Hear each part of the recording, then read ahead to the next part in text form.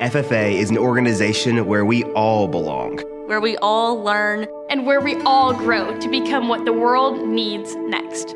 Indianapolis, ground zero once again for the FFA Super Bowl. 70,000 students from across the country gathering in the heartland for the organization's 96th, that's right, 96th annual meeting. We're the next generation of leaders. And we are proud to celebrate our accomplishments here in the Circle City.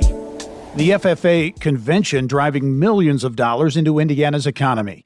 Why membership is at an all-time high and a key player in tying it all together. FFA National Organization President Molly Ball, my guest this week on the Business and Beyond podcast.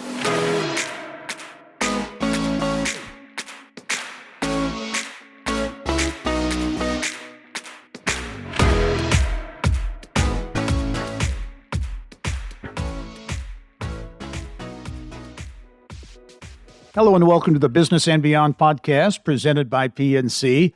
I'm Gary Dick.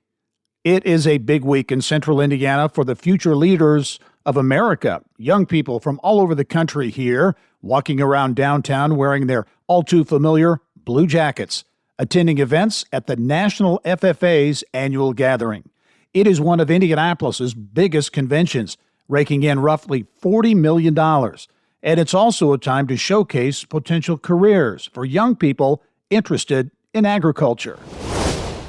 And I'm pleased to be joined on the podcast this week by Molly Ball. Molly is the president and chief marketing officer at the National FFA Organization based right here in Indianapolis. Molly, welcome. Thank you so much for having me. You know, your job, your role is a big one with a big organization year round, but certainly this week, as you look at the National FFA Convention and Expo that kicks off in Indianapolis. Is this your Super Bowl? I guess would maybe be a good way to describe it. That's a really good way to describe it, actually. Yes, it is FFA Super Bowl. You know, we bring in, I can't even tell you the number this year because we'll announce that on Saturday. But as of right now, we're over almost to the 70,000 number where we're bringing in students, teachers, sponsors, donors, and people that volunteer from across the country to Indianapolis, which is, you know, a huge feat in itself. We have 106 employees. And we rely very heavily on Indiana volunteers because we only have 106 bringing these people to convention. Yeah. Talk about the convention, the size, because it is big, one of the biggest conventions in the state of Indiana, to be sure. So the size, everybody knows the convention because they see the blue jackets, right, in downtown Indianapolis that converge on the city. But there's so much going on from a leadership standpoint, technology standpoint. Careers, I know, are a big part of this. How would you describe the convention, this annual event, to folks who may not be familiar? So the size and scope, I'll start there first. So we appreciate the city of Indianapolis and Indiana for supporting us, but we take over the Indiana Convention Center, the Indiana State Fairgrounds, and Lucas Oil Stadium.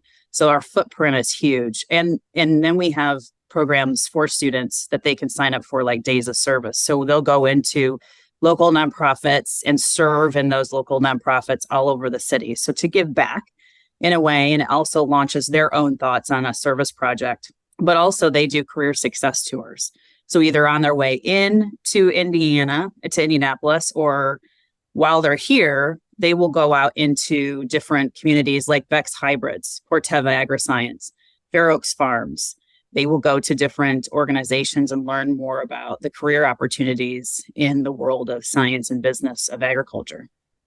One of the things that I thought was interesting in doing a little research is that membership, FFA membership, is at an all-time high. I think nearly 1 million members, an 11% increase from the previous year. And that surprised me. I mean, what's driving that? So about 945,000 nationwide. We have a lot of different programs in which, you know, agricultural education and FFA are together. So you have an agricultural education teacher in a classroom, and then you have FFA as sort of the leadership experience. And what teachers are doing is we have an opportunity, what we call affiliate membership. So all students in their classroom can be part of FFA if they pay one flat fee. And so that's what more and more states are doing is we want all students in agricultural education to be part of FFA. So they're enrolling more and more students as they become bigger and bigger in the classrooms to be part of FFA. So that's where we're seeing the spike in students. What's in terms of the interest? Because I've long said if you want to feel good about the future of the economy, talk to somebody who's in FFA, especially a leadership person in FFA, because some of the most impressive people you'll want to meet are in that organization. Talk about kind of the output, if you will, of National FFA and really what it does. So when we graduate students, we graduate obviously about 100,000 a year into the world of, not only agriculture and food, Gary, but also just into life, right? We're launching them as productive citizens into their communities to give back, to create opportunities for others, but also in the world of feeding 9 billion people in 2050. That's a huge daunting task for our students. They are going to be, we think about 2050, the students that are in FFA today will be 37. So they'll be right on the cusp of really solving these huge needs for our world. And, we need to give them every opportunity to be part of it. Even students that aren't interested in traditional agriculture, there's opportunities for them. I mean, look at up the street in Corteva. They hire chemists and scientists and folks like that, business people. So I don't think you have to come from a traditional background of agriculture to think about how do we feed people in the future. Talk about that, because I know that's a big push, on a lot of fronts in terms of careers in agriculture and in getting through that stereotype that it's just a limited number of jobs that are out there when there are so many, and the talent pipeline and the role that the FFA plays. Talk about the messaging that you're trying to get out to students and others about that variety of careers. Yeah. And so I think that's, it's sort of a catch-22 for us, because we have been expanding on careers and talking about the variety of careers through different programs. Like we have an Ag Explorer. So students can get on and they can kind of take a career assessment, if you will, and then look at different things. Like I like to be outside. So what does turf grass management look like for me, or forestry, or landscape design? But I also think about students who say, I'm in production agriculture. What about me? And so we've really got to balance both sides, because 2% or less of, the country today is kids that come from a traditional background in agriculture. So how are we preparing them to be able to go back to a farm, but also, be prepared to introduce new science and technology that's in agriculture today? AI, how do we introduce that? I mean, we've been talking about drones for years, but how do we equip the teachers to talk about new ways in the business and technology? And I think that's the great part of this convention, is that our teachers get to go see what's new and the future in agriculture, so they can help prepare their students better in the classroom. So, like John Deere or Case IH is going to bring an autonomous tractor. So what does that mean for students that are coming from a traditional farm to what is that, bringing autonomous tractor into the fold, so that, the technology is just extremely changing all the time. And we've got to help prepare our teachers and students to be able to, teach that, but also be excited about what is in the future. Yeah. As you look at the corporate support for FFA, the John Deere's and Purdue Farms, and here in Indiana, Beck's and Corteva and others, Fair Oaks Farms, I'm sure it's always been there. Do corporate leaders think maybe it's even more important to support FFA now based on what we're talking about here? Yeah. I mean, we have seen a big increase in support, because they know they have talent is going to drive their business. And they see FFA as the talent pool for the future. Not only talent, it just in the technology area, but diverse talent. And so they know that we are sort of that pipeline, if you will, for the future of their industry. So this year we're holding a CEO roundtable, which we're bringing about 40 CEOs from across the country, diverse agriculture backgrounds, to Indianapolis, and really holding it as an advice session. As we're preparing students for the future to deliver to you, industry, what do we need to do better?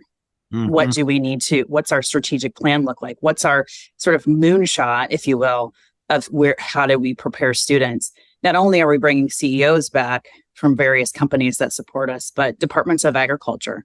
So Don Lamb from Indiana, is trying to join us, other departments of agriculture from across the country, because how do we help them create more opportunity for students to work in agriculture? So bringing business and industry. So, it's kind of an advice session for us of, okay, you look at us for the talent. What do we need to do differently to prepare our students? I know there have been efforts that I can remember seeing by FFA to, as you talk about diverse talent and diversity, to engage more urban environments, more urban settings. Has that met with success? Is that a challenge? Where does that stand? Yeah, I think, so we've seen some success in the New York State Department of Agriculture. They've really invested in agricultural education there. And so expanding urban agriculture. So there's 4 new chapters in the New York City suburbs, I should say that. And other states have done the same. What we do at the convention, because we can influence there, is we have a program called FFA for All, where we bring students from diverse backgrounds, from Puerto Rico or from urban settings together to really talk about what opportunities they have beyond the world of their classroom. There's so much opportunity, and we bring leaders, industry leaders to meet them so that they can understand, I don't have to come from a production ag background. The leadership that I need to be part of this organization is X, Y, and Z. So, we're really hoping that we can bring more students of diverse backgrounds to FFA. And we've increased numbers over time, but I think we need to do a better job of also graduating teachers that will go into urban programs and recruit those students to be part of FFA. I know you released, FFA released a 3-year strategic plan. I think it was last year. And I guess I would describe it as the 3 E's: evolve, engage, empower. Give us a thumbnail description about that that vision, that 3-year strategic plan for the National FFA. So it's all connected, Gary. So when we look at evolving, we have to, as I talked about before, we have to evolve our programs to meet the needs of students in the future, to meet the needs of companies. So, I don't want to pick on it, but we've had livestock judging for years and years, which has been amazing. And students have gotten so much out of it. But how do we evolve that program to meet the needs of the meat and dairy and animal industry now? What does that look like? It's not just judging livestock. It's about the technology needed to ensure that we are creating a sustainable food system. So evolving programs like that. Engage is, how do we engage students at every part of their journey of FFA, and engaging students from diverse backgrounds? How do we build that community there so that students feel comfortable being part of industry in the future? So that's the engage part. And then empower, it really has to do with how do we support our state system? We're national FFA, but we're a confederation of 52 states. And so in each state runs itself. And so that turnover since COVID has been great. We've had a lot of turnover in that state staff. So state staff run the FFA programs in the state. How do we support them so they can deliver FFA? But also, how do we support them so they can start new chapters and bring more kids into the fold? So it's sort of, and it can go back and forth, how do we build the state system to then engage more students to evolve our programs? So it's all interconnected.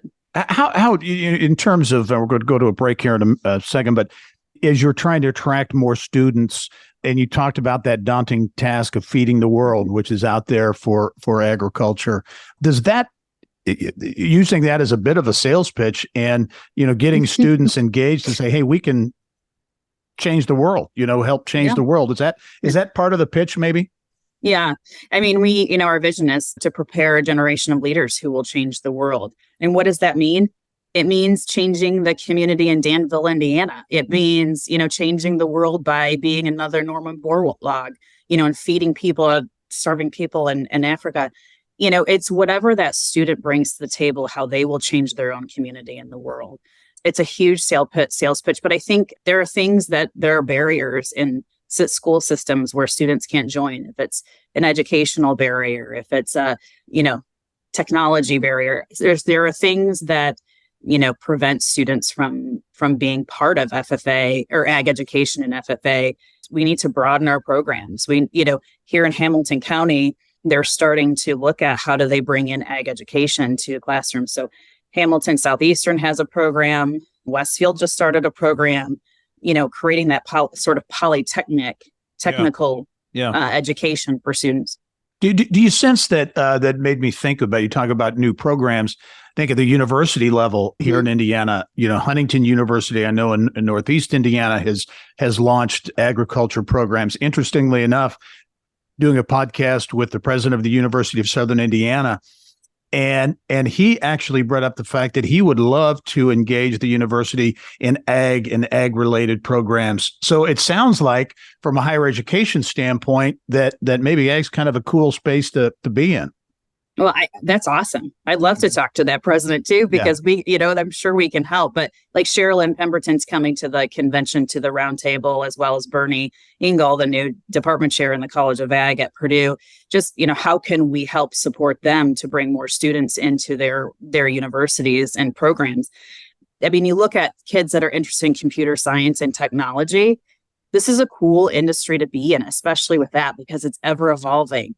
And jobs are aplenty. I mean, I have been out talking to so many corporations, Cargill, CHS, John Deere's, name a few, and they are hungry for students, hungry for employees that want to learn and lead and go overseas and move. And, all of the things, they are hungry for students to come to them from FFA.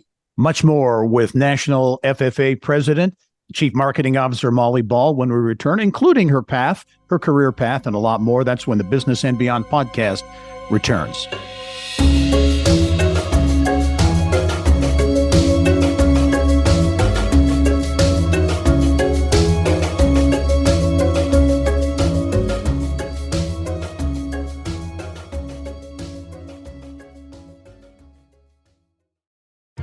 At PNC Bank, we're committed to making a difference in the lives of our customers and communities by helping them move forward financially. As a Main Street bank, we try to do right by our customers with every encounter. Our local teams offer personalized financial advice to help guide you in making the best decision. We're proud to be part of your community. PNC Bank. See how we can make a difference for you at pnc.com. Copyright 2022, the PNC Financial Services Group, Inc., all rights reserved. And welcome back to the Business and Beyond podcast presented by PNC. My guest this week is Molly Ball. Molly's the president and chief marketing officer at the National FFA Organization. And Molly, before we get into some of your background and your career path, in the break we were talking about some unique programs that FFA has started in interesting areas. The south side of Chicago, there's a magnet school that is totally focused on ag. Tell us about that. Yeah, so it's called the Chicago High School of Agri-Sciences. It's been around for a long time. I want to say maybe the 60s, 70s, and it's a magnet school. So students have to apply. It's part of the Chicago public school system. They have to apply. I think they have about 900 students total, and about 99% of the students that graduate, and then they go on to higher education. But I just visited there this summer, and it is so cool. There are kids giving horse riding lessons. There is veterinary science. So they had lambs and they had lambs and they had hogs. And they also have a floral design class. They have agricultural math. They have English. They have history. Gosh, you name it. They've got it. And it's such a cool program. And those kids are just outstanding. There's a young lady I met who was just fantastic, came from, just a tough home. And she got accepted to Albion College in Michigan and is going there for her undergraduate in biology and chemistry so that she can go on to vet school. She thought it was a better path for her to go to a smaller school and then be able to get into vet school a lot easier. So it's so cool. That is very interesting. And you mentioned there are other examples too in places like Atlanta, right? Yeah, Atlanta, we're in 21 of the 22 largest cities. So Wow. you can think of Queens, New York. There's a really neat chapter, John Bowne High School. I've been up to Connecticut. There's some really neat schools up there right on the ocean. They're studying lobstering and oyster production and, aquaculture. So you go across this country and you see they are focusing on what's the need in that school. So, and a lot of them are magnet schools. Atlanta, a teacher there in north side of Atlanta, she has a worm farm. She learned that you can make a lot of money on worms for soil health. Wow. And so she and her students decided they were going to start a worm farm. And she was, you cannot believe how much money people pay me for worms. And so I raised money and and 98% of her student population is African American from the Atlanta. Wow. Really interesting. Yeah. Well, tell me about Molly Ball. Molly, where'd you grow up? I grew up in Vicksburg, Michigan, which is about 20 minutes south of Kalamazoo. Went to Michigan State University and I was an FFA, graduated in agricultural communications and an agribusiness minor. So was Vicksburg, was that a rural area? What was it like growing up there? Yeah, so very small school. My kids go to Carmel, so it's very hard to help them understand what graduating with 150 people is compared to 1,000. Very small. We had a wonderful ag program that was supported by the community. We are the only program in Kalamazoo County, so we'd have students coming from different schools to be part of our ag ed program. But I knew early on that this was, I was raised on a soybean and corn farm there in Kalamazoo. And I knew early on this is the industry that I wanted to be a part of and had no idea what agricultural communications was. I knew that I liked to talk to people. I knew I liked to, do programs and leadership. So I met my academic advisor at Michigan State University and talked to him a little bit about agri-marketing and ag communications and its history. So Michigan State was a great school to go to for what I wanted to do. Another land grant institution right there in the state of Michigan. Yep. What were there people? Role models, people who kind of encouraged you along the way as things progressed. Oh yeah.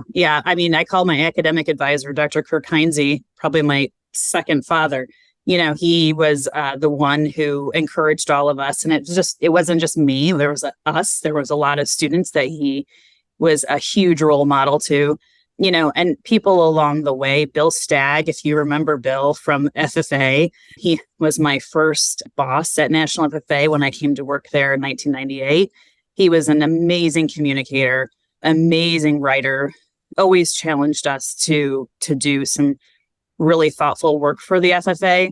But yeah, I mean, gosh, you get into a point in your career and you're like, there's so many people. I went to higher education and raised money. I had some unbelievable bosses that I loved working with and people that I worked with along the way as well. So agriculture, the way you were raised, obviously, you knew from a young age probably that was going to be maybe a career path for you.